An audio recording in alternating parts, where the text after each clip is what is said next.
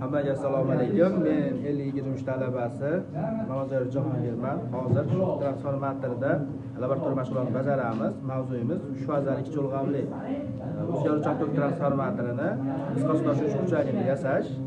Bunda bizga kerak bo'ladi laboratoriya transformatori, o'lchov asboblari va samaradorlik uchun kosinus fi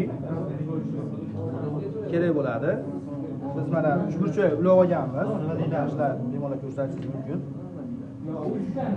Mana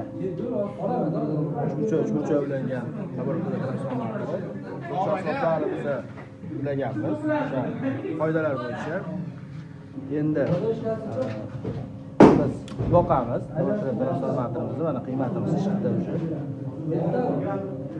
Qiymatlarni o'zgartirib, ya'ni orqali o'zgartirib hisob kitoblarni amalga oshiramiz.